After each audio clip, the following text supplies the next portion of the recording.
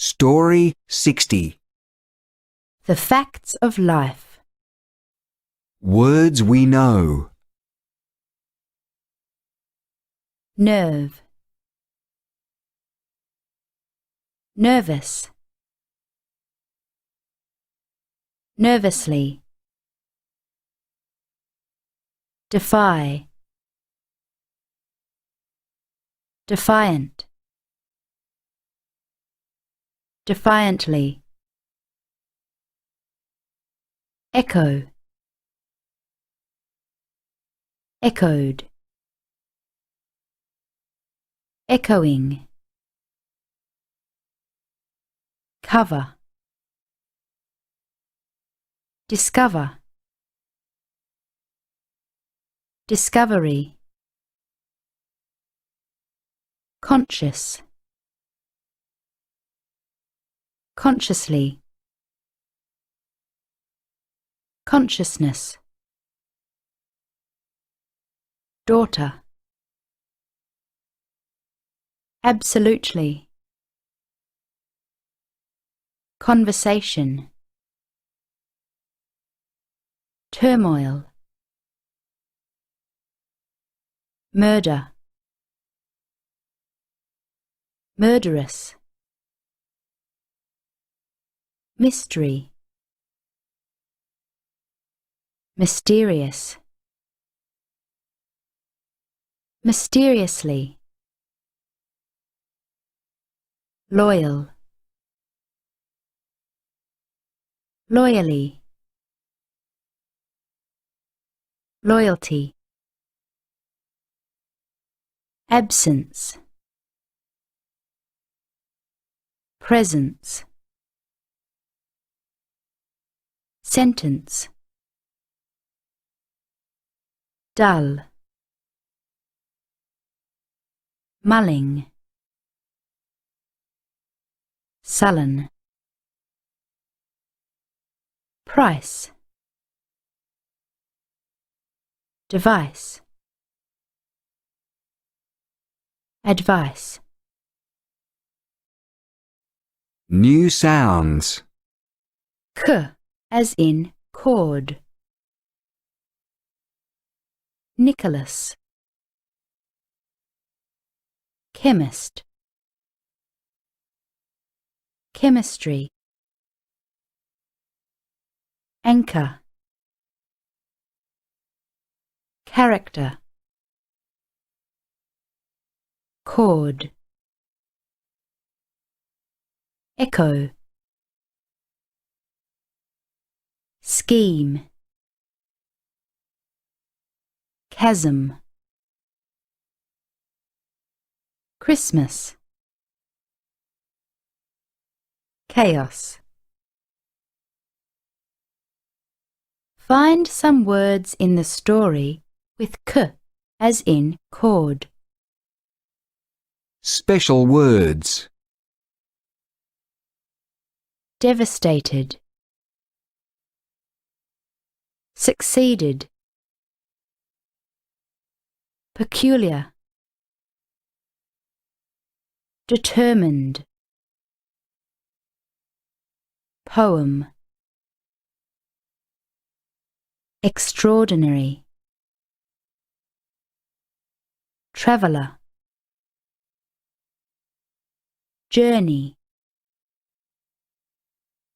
Appreciate. Inferior. Creature. Jealousy. Emotional. Occupy. Before attempting to read the story, learn how to say each special word. If necessary, check its meaning. Make up a sentence using each special word. The facts of life. As Nicholas's name was called, he rose nervously, yet almost defiantly. He was determined to make his speech a good one. He owed it to his grandfather, who had given him so much. Pa had died 2 years earlier, but Pa's words remained echoing in Nicholas's memory. He now understood that they were words of wisdom. Nicholas knew that these words would remain with him in his heart to inspire him and give him courage throughout his life. Every year at Nicholas's school, the Year Sixes had classes in public speaking. Near the end of the year, each student had to address the class, putting into practice what they had learned about the art of public speaking. The topic was, "Any discovery that you have made this year?" Until 2 weeks ago, Nicholas couldn't think of anything much he'd discovered that was worth talking about. Then, in an English class, his teacher, Mr. Kelso, had read a poem called The Bridge Builder. The poem had an extraordinary effect on Nicholas. Long after the teacher had finished, Nicholas sat anchored to his chair, the words of the poem echoing in his head. The poem was about an old man who at dusk crossed a deep chasm through which a sullen stream raced. The old man got to the other side without much trouble because of his years of experience. Nevertheless, he stopped to build a bridge across the chasm. "Why," asked another traveller, "do you waste the last of your energy, old man? Since your life's journey is about to end, what's the point of using your remaining time to build a bridge which you will never use?" The old man replied, "A youth who follows me does not understand very well the dangers of this racing stream. He will soon reach this bridge. I am building it for him." As Nicholas listened, he became conscious of a dull ache in his heart and realized he was muttering, "Pa, Pa." He understood exactly what this poem was about. It was about older people giving younger people the knowledge and skills they need to do well in life. It was about what his grandfather had done for him. Now, in the public speaking class, Nicholas was about to share with his classmates how his grandfather's words of instruction had only recently saved him from a painful mistake. Had it not been for his grandfather's advice, Nicholas would have behaved in a way that he would have regretted all his life. 8 months ago, Astrid had come to stay at his place. Astrid was 12, just like him. His parents made such a fuss of her, but he couldn't stand her. He thought she was rude and unappreciative. Nicholas's parents didn't seem to notice behaviour in her that he would have been told off for. She could leave things lying around, stay up late, and play loud music. Sometimes, if she didn't eat her dinner, his mother cooked her special things. It just wasn't fair. Nicholas felt powerless. And why was she here? How long was she staying? These were the worst bits. His parents, who had in the past usually answered Nicholas's worries carefully, now seemed to go vague and avoid getting to the point. Often they broke off their conversation as he entered the room, as though they had been talking about the whole thing. Astrid was the daughter of some old friend of his mum and dad. Their friend, Astrid's father, had had to go away suddenly and unexpectedly. What was the matter? When asked this question, they went all busy and uninterested, so Nicholas never found out. Astrid only spoke to Nicholas if she absolutely had to. Yet she took over his house, his parents' hearts, she used all his things, and meanwhile she treated him like some kind of inferior creature. Nicholas was hurt and angry. Some nights he plotted all sorts of mean schemes for getting back at her. Jealous? Yes, he sure was jealous. He'd teach her to come and break up his happy family. Yet over the months and through all this emotional turmoil, from somewhere deep inside, the word jealousy struck a chord in his memory. Jealousy is the greatest evil, Pa used to say. The words were like a guiding lamp. As a result, whatever murderous thoughts ran through his mind, whatever pain and anger he felt, when he was with Astrid, Nicholas treated her fairly and with respect. Then, after 6 difficult months, Astrid vanished as suddenly as she had arrived. Nicholas remembered it so clearly. It was a Saturday. It was cold and wet.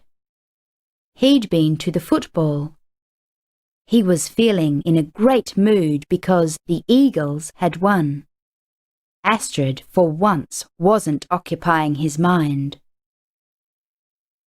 When he arrived home, his parents told him that Astrid was gone. They hugged him warmly, holding him close for a long time. Then, at last, he heard Astrid's story. Finally, the mystery was cleared up. Astrid had come to stay with them when her father had been put in jail. There was nowhere else for her to go. Astrid had been devastated by her father's prison sentence. He had always been with her, her sole parent. Nicholas's parents felt a strong loyalty to Astrid's father, and had not hesitated to take her in. There had been an appeal against her father's sentence, but no one knew how long it would be until he was free. Now the appeal had succeeded. Only Astrid and Nicholas's parents had known her father's whereabouts. Astrid's peculiar behaviour at Nicholas's place stemmed from the stress she was under and the silence about her father that she felt compelled to keep. Thank God I didn't turn on her, thought Nicholas. Nicholas felt a tightness in his chest as his parents told him how much they appreciated his decent treatment of Astrid during this awkward and painful time. Pa had always been a generous man. Nicholas had benefited from this all his early life, but until the poem, he had not stopped to think about his grandfather's character, or about Pa's pet sayings that he'd heard repeated over the years. Sayings like, "Think with your heart as well as your head."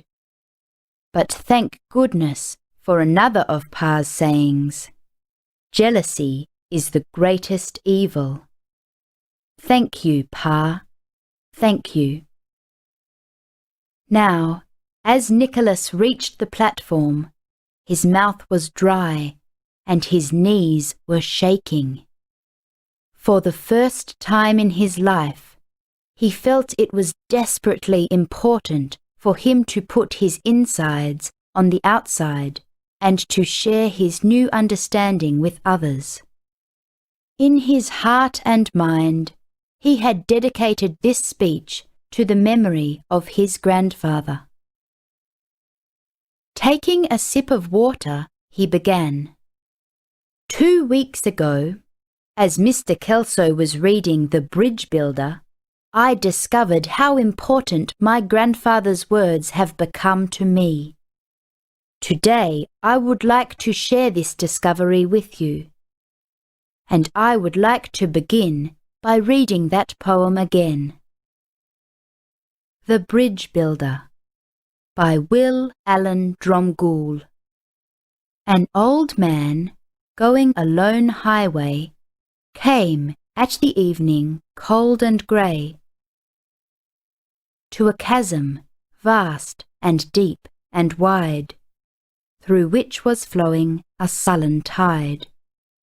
The old man crossed in the twilight dim. The sullen stream had no fears for him. But he turned when safe on the other side, and built a bridge to span the tide. "Old man," said a fellow pilgrim near, "you are wasting strength with building here. Your journey will end with the ending day. You never again must pass this way. You have crossed the chasm deep and wide. Why build you the bridge at the eventide?" The builder lifted his old grey head. "Good friend, in the path I have come," he said, "there followeth after me today a youth whose feet must pass this way. This chasm, that has been naught to me, to that fresh-faced youth may a pitfall be. He, too, must cross in the twilight dim. Good friend, I am building the bridge for him." Words we've used. Courage, courageous, build, building, poem, poetry, ordinary, extraordinary, travel, traveller, journey, younger, appreciate,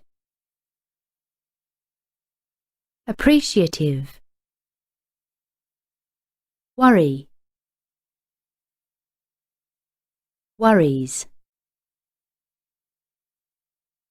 inferior, superior, creature, feature, jealousy, emotional, occupying, devastated, hesitated, succeeded, peculiar, behavior, stomach, chasm, ordinarily, emotionally,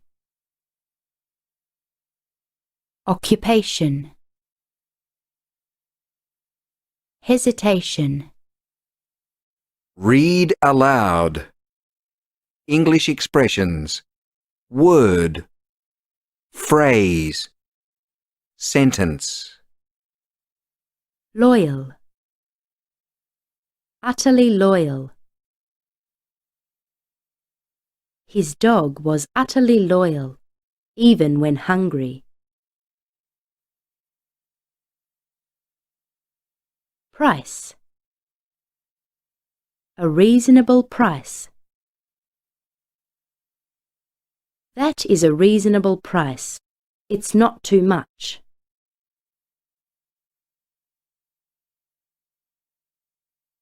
Extraordinary, Extraordinary circumstances. He was awarded a medal for performing his duty under extraordinary circumstances.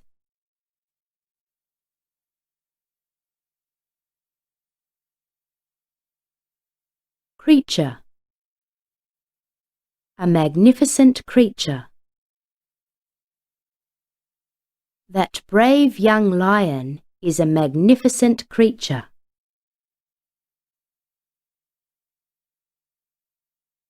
Feature. Special feature. The new lid is a special feature of our latest model.